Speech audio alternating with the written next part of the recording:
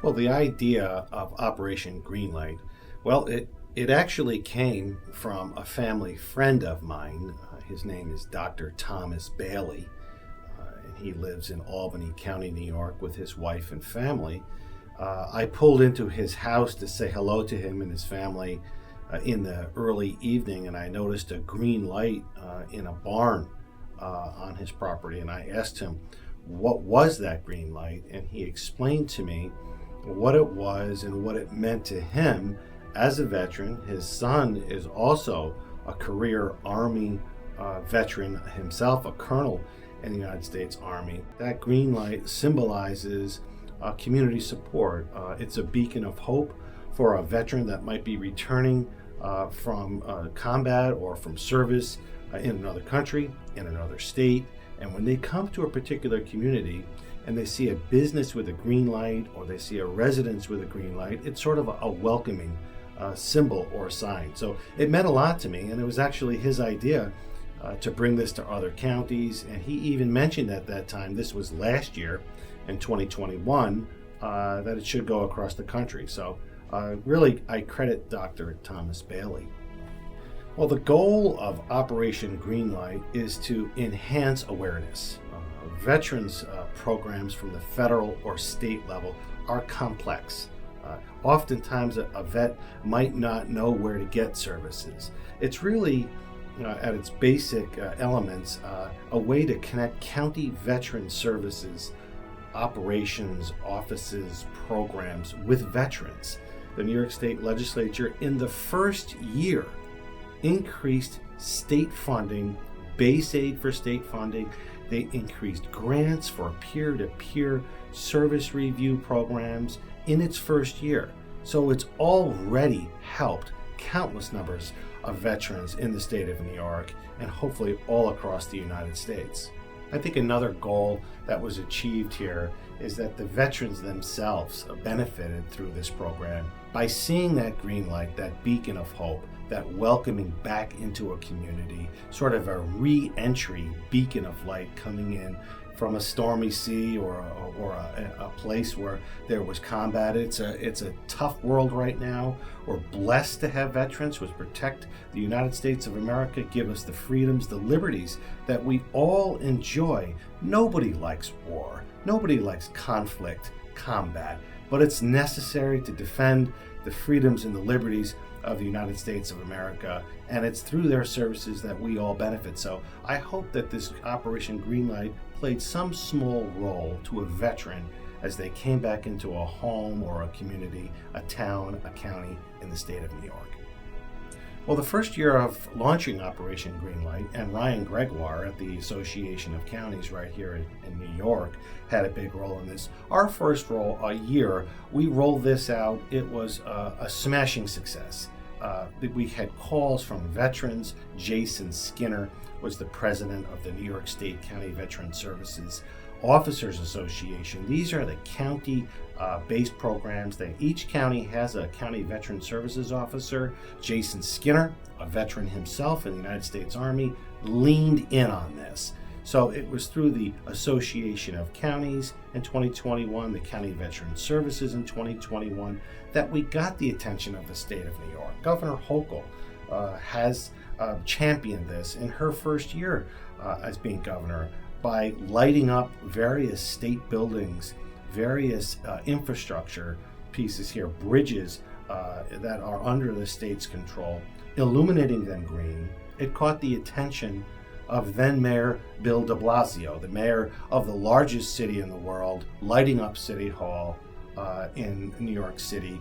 The New York City Veteran Services Office leaned in on this too, and helped countless other programs in the city of New York and the counties all across the state. Mayor Adams, the current mayor of the city of New York, also leaning into this as we enter this program in year 2 in 2022. So the state of New York, the New York State Veterans Department and agency leaning in on this, all of the counties across the state participating in this. I think it's been a collective program to really help bring more awareness, more resources, more funding for our veterans.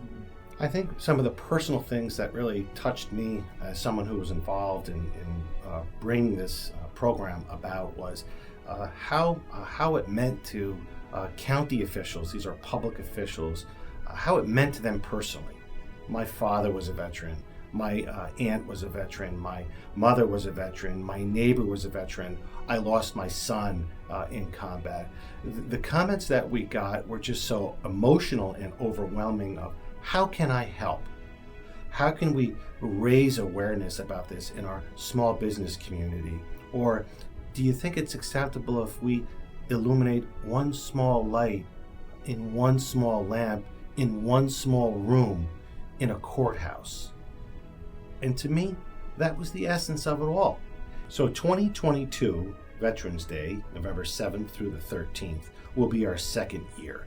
And I think what's new here is that more people want to participate. More New York counties want to lean in on this. The governor of the state of New York wants to continue her support of this. The state's Veterans Department, the New York State County Veteran Services officers want to expand this. And so we just want to keep the momentum that we started in 2021 going, and we actually caught the attention of the National Association of Counties. And there are over 3,000 counties in the United States. So it's starting to catch fire around the United States through the efforts of the National Association of Counties and the National County Veteran Service Officers Association. All three associations now partnering with other state associations. We have the governor of North Carolina illuminating the governor's mansion in North Carolina green. We have the Maryland Department of Veteran Services illuminating Maryland assets and counties all over Maryland and Indiana. It's just so heartening to see this expansion of other states bringing this to the attention of their county veteran services, their county commissioners from the United States. I really credit Matt Chase, the director of the national organization, for trying to do his part in broadening this exposure all across the United States. I think it's going to be quite successful. Well, to me, to see the success of this program is very emotional. There's nothing more important than the defense of freedom and liberty in the United States and in the world. And if counties in the United States and counties in New York can do one small part to show our thanks and our appreciation to our veterans, this is that program. And we're very grateful to be part of it. So to me, I'm very, very enthusiastic about this program and what it's meant to our veterans and to our counties and to the state of New York. On behalf of the counties of New York, that I'd like to thank our first and foremost, our veterans. I'd like to thank the men and women who dedicate their life to protect us and give us our freedoms. I'd like to thank their families who endure hardship and suffering, wives, husbands, partners, friends, teachers, families, grandparents, who often suffer quite a bit as their loved one is in service.